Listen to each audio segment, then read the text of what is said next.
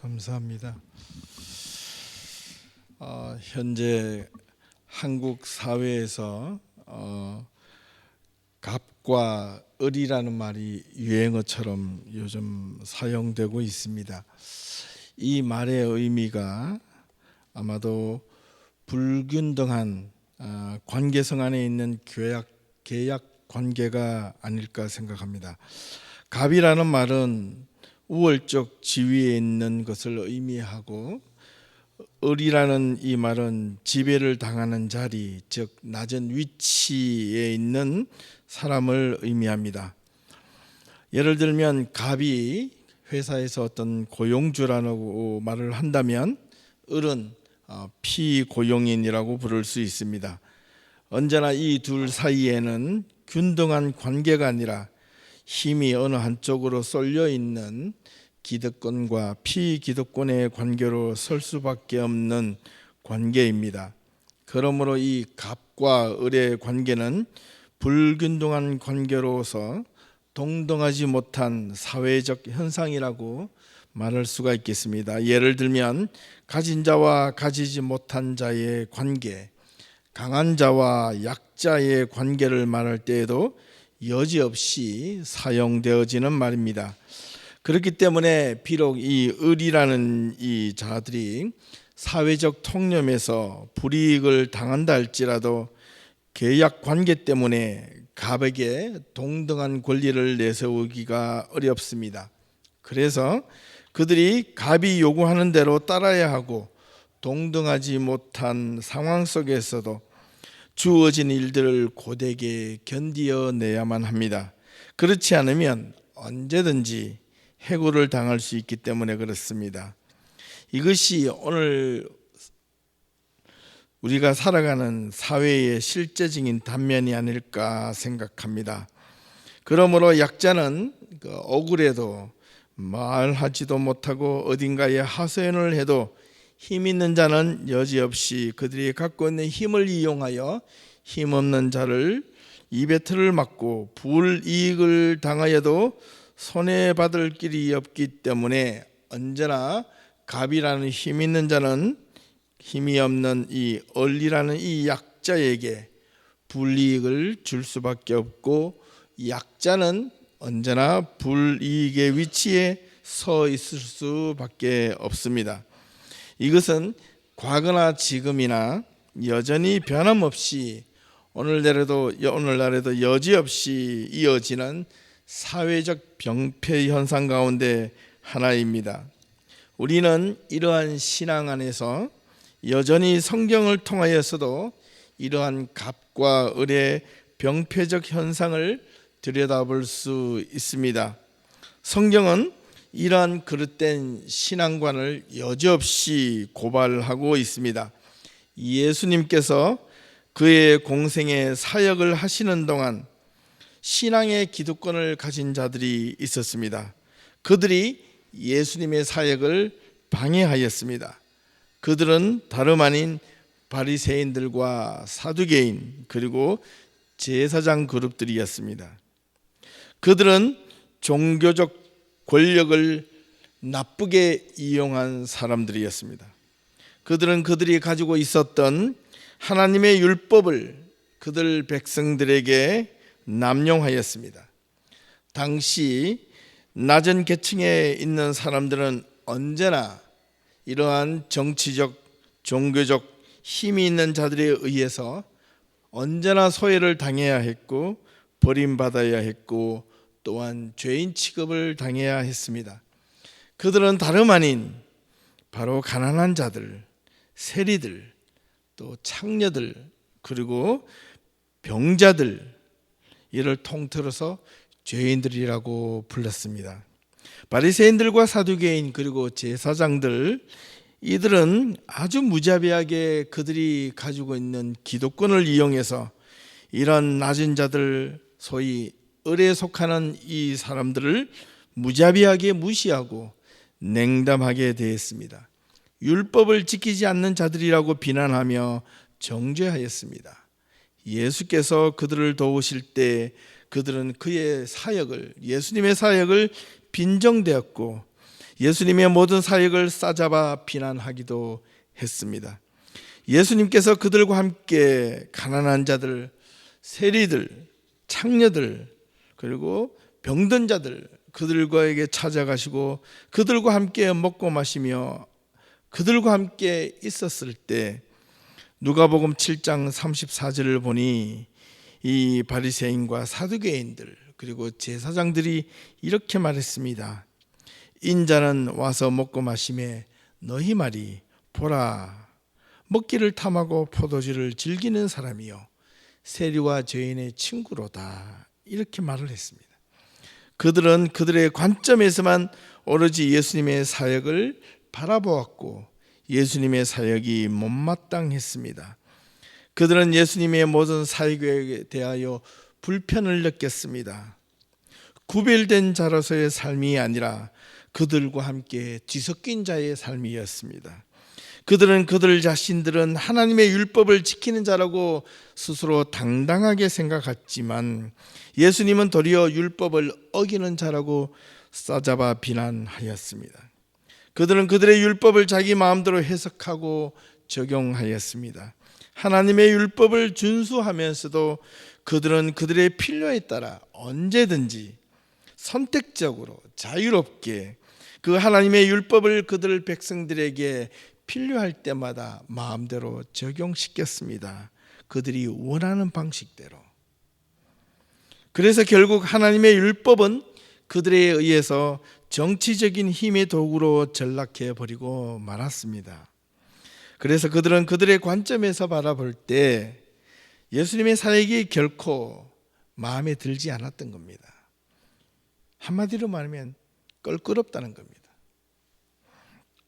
예수님께서 함께 바리새인과 사두개인과 제사장들이 정죄를 하던 자들과 율법을 어기는 자들과 함께 어울려 먹고 마시는 것이 그들에게는 더 이상 참을 수 없는 또한 모욕으로 느껴졌습니다. 그런데 그들의 모습들이 점점 시간이 지남에 따라 점점 더 예수님에게 힘이 생기는 것 같고 또 백성들에게는 점점 더 예수님의 영향력이 미치게 되는 것으로 비추어졌습니다. 그래서 예수님이 하고 있는 모든 사역을 가만히 두고 볼 수가 없었습니다. 그래서 그들은 산에 들이내 모여서 예수님을 죽일 음모를 꾸밉니다. 그들은 예수님의 사역을 통하여 백성들의 반란을 두려워했습니다. 예수님의 영향력이 백성들로부터 사라지기를 원했습니다. 왜 그들은 이렇게 예수의 영향력이 사라지기를 바랬고 또 예수님을 죽이기로 결정을 했을까요? 단지 백성들의 반란이 두려워서 아니면 예수님의 영향력이 사라지기를 바라서 예수를 죽이려는 결정적인 원인이 도대체 무엇이었을까? 그것은 바로 그들은 다름 아닌 그들의 백성들을 지배하려는 뭔가 기득권을 잃어버리고 싶지 않았기 때문이었습니다. 그것이 결정적인 원인이었습니다. 내가 해야 되고 내가 다스려야 되고 내가 누려야 되고 내가 가르쳐야 되고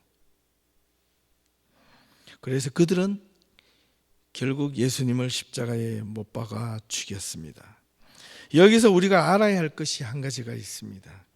예수님은 그의 공생의 사역 기간 동안 수많은 사람들을 살리시고 또 회복시켜 주셨고 이적과 기적을 그들에게 베풀어 주셨습니다. 하지만 예수님은 정말 자신이 가장 필요한 그때 십자가에 달려 돌아가시는 그 순간까지도 자기 자신을 향하여서는 단 한 번도 예수님은 자기 자신을 향하여 이적과 기적을 베푸시지 않으셨다는 겁니다. 왜 그랬을까요? 예수님이 공생의 사역을 시작하기 그 처음 예수님이 마귀에게 광야에 끌려서 시험을 받으러 갑니다.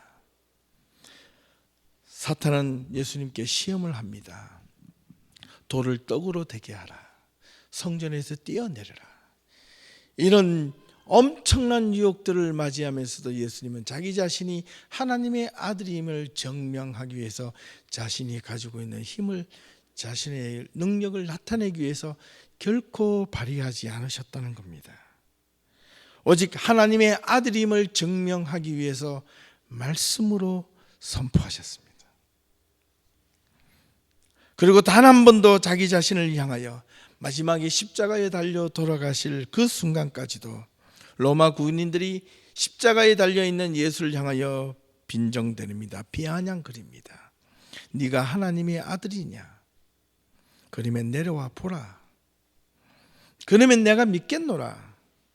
이런 수모와 수치의 말을 듣고서도 예수님은 자신의 고통과 고난을 묵묵히 고뇌하며 하나님께 기도합니다. 엘리 엘리 라마 사박다니, 아버지여 어찌하여 나를 버리시나이까. 그리고 마지막에 하셨던 말씀이 다 이루었다. 다 이루었다. 예수님은 도대체 무엇을 다 이루으셨던 겁니까?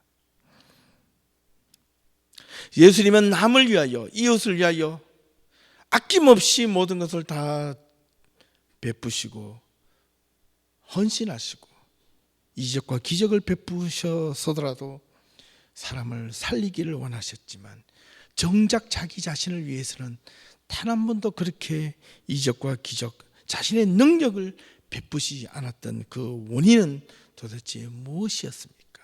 왜요? 무엇 때문에? 그 이유가 도대체 무엇입니까? 저 같으면 나 자신을 위해서 한 번만이라도 내 자신이 내가 하나님의 아들인 것 같은 그런 모습들을 사람들에게 보여주시면 많은 사람들이 예수를 믿고 따라올 텐데, 저분이야말로 정말 하나님의 아들이로구나, 저분이야말로 정말 신의 자녀로구나, 그래서 많은 사람들이 구름대처럼 몰려갈 텐데 왜 예수님은 그렇게 하지 않으셨을까요? 사람들은 참 간교합니다. 왜냐하면 만약에 예수님이 십자가에 달려 돌아가셨을 때 그 십자가상에서 로마 군병이 비아냥거렸을 때 아쭈 이것 봐라, 정말 내가 한번 보여줘? 그래서 갑자기 툭툭 털고 내려오셨다. 어떻게 됐을까요? 그 주변에 있던 많은 사람들이 저분이야말로 또 하나님의 아들이라고 사람들이 놀라지 않을까요? 그런데 더 이상한 것은 만약에 그렇게 기적과 이적을 그때 그 순간 베풀어도 사람들은 시간이 지나면 그 이적과 기적이 기억 속에서 사라지고 그보다 더 큰 이적과 기적을 예수를 향하여 바랄지도 모른다는 사실입니다. 이게 인간의 완악함과 교만함입니다. 그래서 우리는 언제나 하나님을 볼 때마다, 하나님을 믿을 때마다 눈에 보이도록 믿고 눈에 보이도록 뭔가를 증명해 달라고 이야기합니다. 그러면 내가 믿겠노라. 오늘날 이 많은 세상 사람들이 교회를 다닌다, 주일날 예배를 나온다, 하나님께 예배를 드리자, 주변에 보니까 사람이 없어요. 사람이 점점 빠져가요. 보라, 하나님이 어디 있느냐. 그럴 때마다 여러분은 무엇을 선택하시겠습니까? 여러분들도 이 자리에 앉아서 하나님께 울면서 기도하며 하나님 보여주시옵소서. 하나님 보여주시면 제가 믿겠나이다. 보여주시옵소서. 도마에게 의심하는 도마처럼 아버지 내 손으로 만지고 내 눈으로 보지 않으면 도대체 믿을 수가 없나이다. 이렇게 고백하시겠습니까? 아니면 내가 이 자리에서 끝까지 하나님의 말씀을 가지고 주님이 가셨던 그 십자가의 길, 주님이 베푸셨던 그 능력의 길은 오직 남을 위하여 사용하고 이웃을 위하여 사용하고 버림받은 자들을 위하여 사용하고 가난한 자들에게 베푸셨지만 자기 자신을 향하여 베푸시 않으셨던 것처럼 우리 예담교회가, 우리 성도들이 한 명 한 명이 과연 이 자리에서 우리는 무엇을 해야 될까? 주님의 가신 그 십자가 길을 되돌아보며 우리는 선택을 해야 될 때가 왔습니다. 여기에 중요한 단서가 한 가지가 있는데, 예수님은 자기 자신을 위하여, 자기 자신을 향하여 그가 가지셨던 무한한 권력을 포기하심으로 인하여, 그 포기하심 때문에 바로 기독교의 2000년의 역사가 지금까지 살아서 숨을 쉬고 있는 겁니다.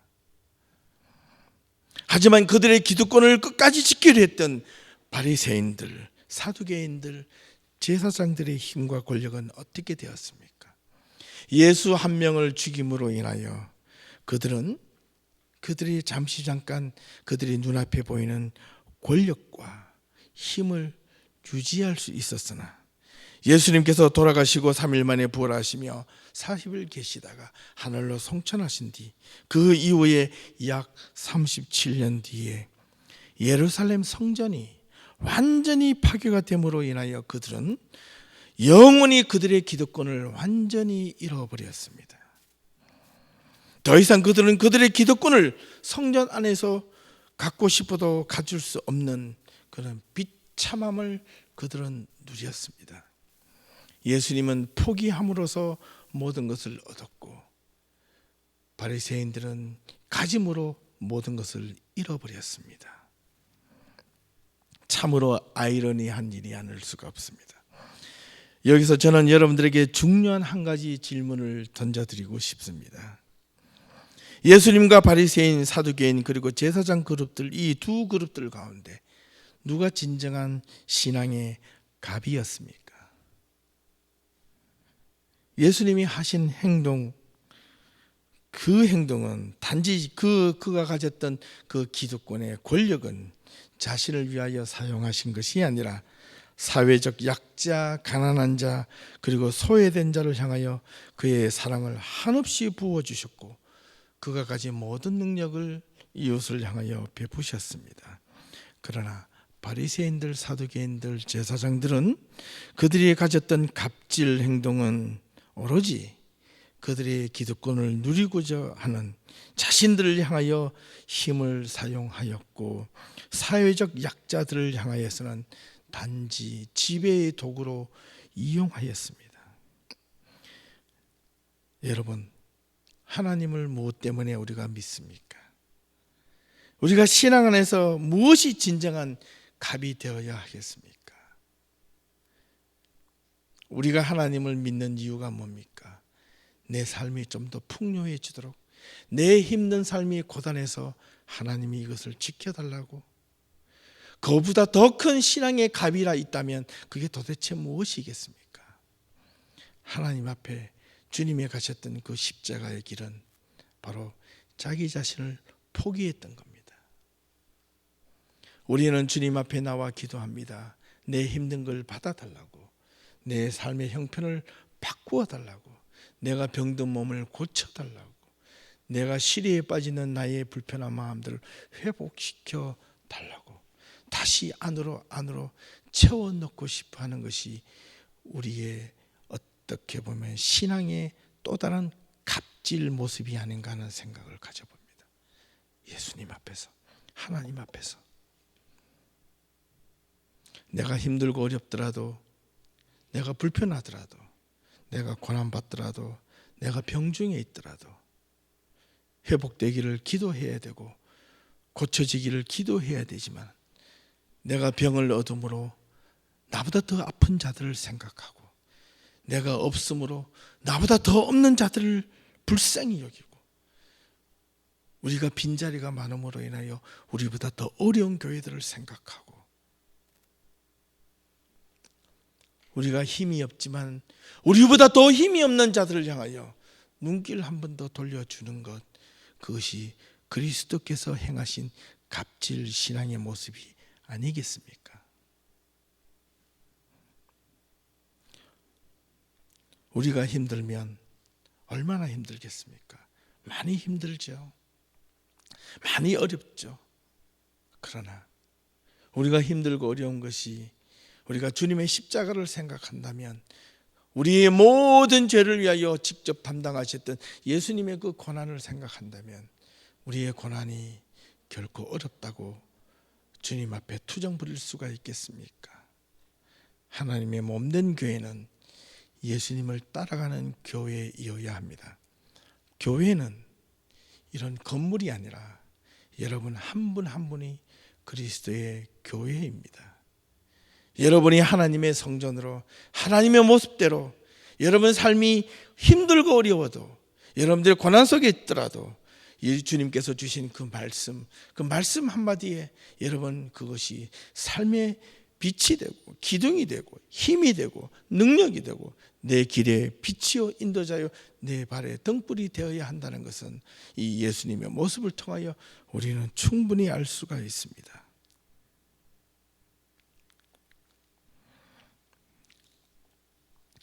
먼저 믿은 우리들의 신앙이 어떠해야 하는가를 오늘 예수님의 모습을 통하여 말해주고 있습니다. 하나님을 먼저 알고 하나님의 말씀을 바르게 깨닫고 어떻게 살아야 하는가를 지금 묻고 있는 겁니다. 하나님을 먼저 알고 먼저 신실하게 믿음을 가지고 있다면 우리는 서로에게 신앙을 조금 안다는 것 때문에 결코 교만해져서는 안 됩니다. 신앙에 잘못된 갑질 행동을 해서는 안 된다는 겁니다. 그리고 서로 도와야 합니다.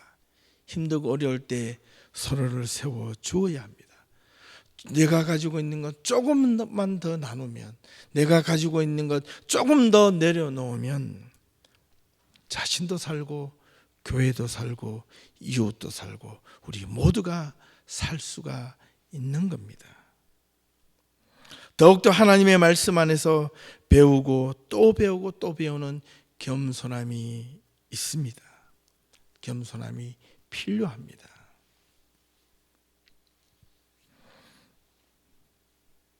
여담입니다만은 제가 요즘 성경 공부를 2개를 좀 하고 있잖아요.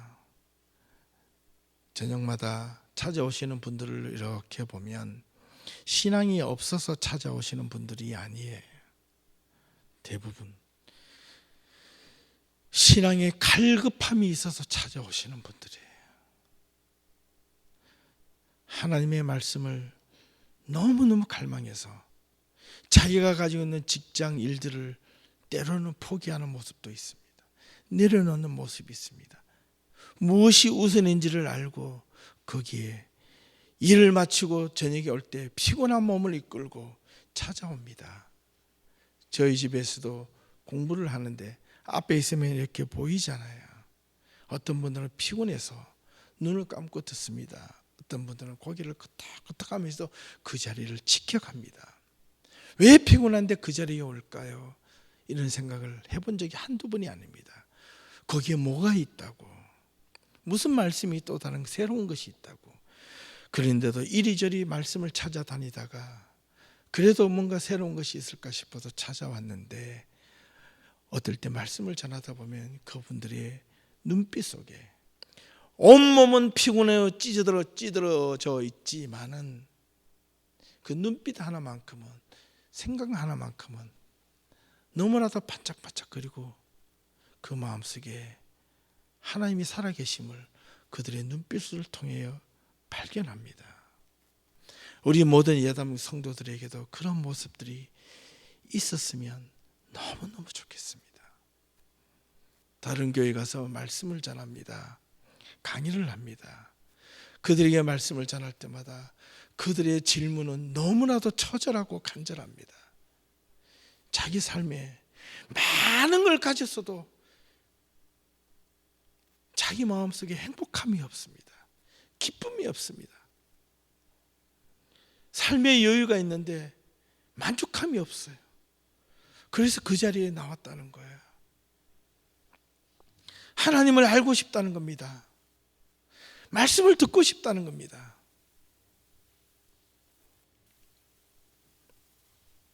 창세기를 강의를 한다고는 이야기를 들으니까 한 분, 두 분 찾아옵니다.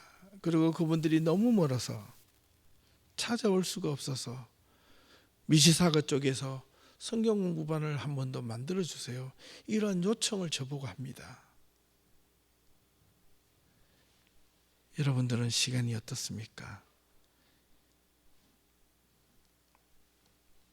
하나님의 말씀을 배우는데 그 무엇보다도 열심을 내어 주시기를 부탁합니다. 내가 이미 아는 것으로 끝이 나는 것이 아니라 그분들이 성경을 몰라서 찾아오지 않습니다. 그분들은 더 깊은 하나님의 말씀을 사모하고 싶어서 찾아오는 겁니다. 내가 안다는 이 신앙의 갑질이 다른 사람들을 눌러버릴 수 있기 때문에 그렇습니다. 교회 안에서는 그 어떤 기득권이라는 말은, 갑질이라는 말은 사라져야 합니다. 교회의 제도가 하이라키 시스템은 없습니다. 목사가 제일 위에 있고, 그 다음에 장로가 있고, 권사가 있고, 집사가 있고, 평신도가 있는 이런 시스템이 교회의 시스템이 아니라는 겁니다. 교회는 평등합니다. 목사나 장로나 집사나 평신도나 처음 교회에 들어오는 사람이나 교회 안에 있는 공동체는 누가 지배하고 누가 누구를 이끌어가고 그것이 없습니다. 다만 역할이 다를 뿐입니다. 목사는 앞에서 말씀을 전하는 것이 주된 사역이요, 장로님들은 교회를 이끌어가는 행정적인 실무적인 역할이요, 그 밑에 있는 권사님들은 교회를 위하여 기도해 주는 역할이요, 안수 집사님들은 교회의 재정이 잘 돌아가고 있나 못하고 있나 그 역할을 감당하는 역할이요, 그 밑에 있는 평신도들은, 집사님들은 교회의 부서마다 교회가 합심하여 열심히 교회가 섬기고 봉사하고 헌신하고 선교해야 될 것이 무엇인가를 찾아서 하는 것이고, 그 밑에 있는 평신도들은 하나님의 말씀들, 교회에 먼저 다녔던 신앙의 선배들이 어떻게 신앙생활을 하고 있는가를 보고 배우는 것이고, 처음 나오는 분들은 그 이전에 계신 분들이 아낌없이 그들이 신앙에 정착하고 집사가 되고 안수 집사가 되고 장로가 권사가 될 때까지 그들을 힘있게 하나님의 말씀으로 양육하고 돕는 길입니다. 이게 신앙 안에서 진정한 신앙의 갑질입니다. 이게 진정한 신앙의 갑입니다. 내가 교회 안에서 무언가를 누리려고 하는 것이 아니라 바로 예수님이 이렇게 사셨거든요. 바로 예수님이 이렇게 사시다가 돌아가셨거든요. 그리고 죽은 것이 아니라 부활하셨습니다. 예수님이 자신을 위해서 부활하신 것이 아닙니다. 누구를 위하여? 우리를 위하여. 너희들도 힘들고 어려울 때, 정말 너희들 자신을 위하여 필요할 때 너희 자신을 위하여 사용하지 말고 너희 자신을 위해서 놓아라.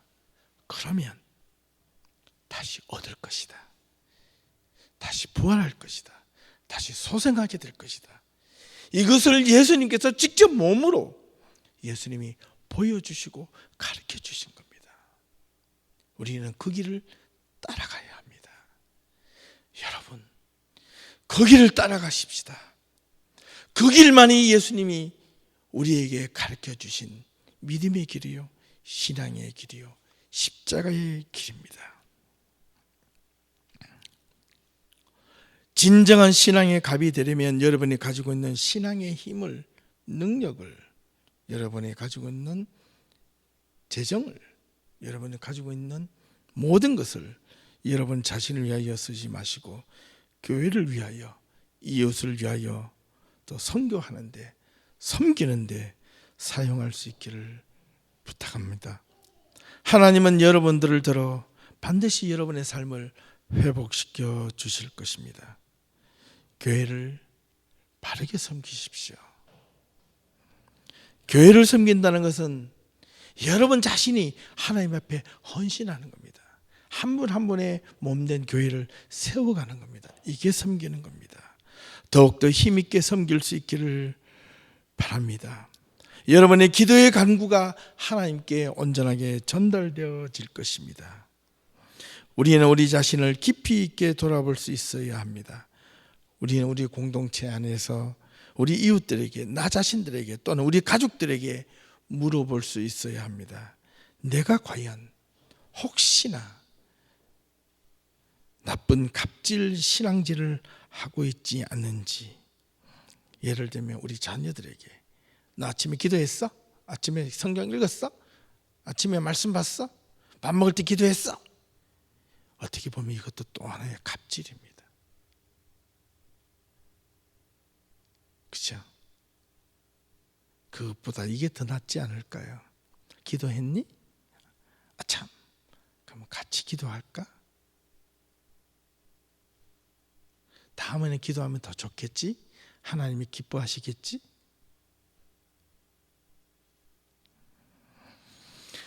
오늘 우리에게 주시는 본문 빌립보서 2장 14절을 보니 이렇게 기록되어 있습니다. 모든 일에 원망과 시비가 없이 하라. 이 말을 근거로 15절에서 18절까지 풀어서 설명해 놓은 사실입니다. 신앙 안에서 참된 갑질 행동이 무엇인지 가르쳐 주고 있습니다. 너희가 흠이 없고 순전하라. 깨끗하라는 겁니다. 신앙이 깨끗하라는 겁니다. 그리고 어그러지고 그릇으로는 오늘 이 세대 가운데서 하나님의 흠없는 자녀로 살아라. 세상에서 그들 가운데 빛들로 나타날 수 있다. 생명의 말씀을 밝혀서 나의 다름질이 헛되지 아니하고 수고도 헛되지 아니하므로 그리스도의 날에 내가 자랑할 것이 있게 하려 함이기 때문이다. 만일 너희의 믿음의 제물과 섬김 위에 내가 나를 하나님의 제물로 드릴지라도 그때 나는 내가 섬김이 온전하게 있을지라도 내가 가지고 있는 모든 것을 내려놓을지라도 만약에 그것이 있다면 내 믿음과 수고, 고난과 이것이 주님 앞에서 자랑할 것이 있는 것이 된다면 나는 내 몸을 바쳐서라도 나는 기뻐하고 너희들과 함께 기뻐하리니 이와 같이 너희도 기뻐하고 나와 함께 기뻐하는 신앙생활을 같이 하자 이 말입니다. 가능한 할 수 있는 대로 진정한 믿음의 갑이 될 수 있기를 주님의 이름으로 부탁을 드립니다. 이것이 우리가 그리스도께서 우리를 향하신 하나님의 뜻입니다. 전적인 신앙 안에서 주님의 리더십인 믿음의 참된 갑질의 모습을 따라갈 수 있기를 바랍니다. 자기 자신을 위해서가 아니라 우리 예수 그리스도께서 영원히 우리와 함께 하실 것입니다. 우리가 만약 예수님의 길을 정말 따라갈 수만 있다면 그분은 결코 그분이 가지고 있는 참된 능력을 가지고 우리의 삶을 지켜주실 것이요 우리를 당신의 능력 안에서 반드시 보호해 주실 것을 믿습니다. 기도하겠습니다.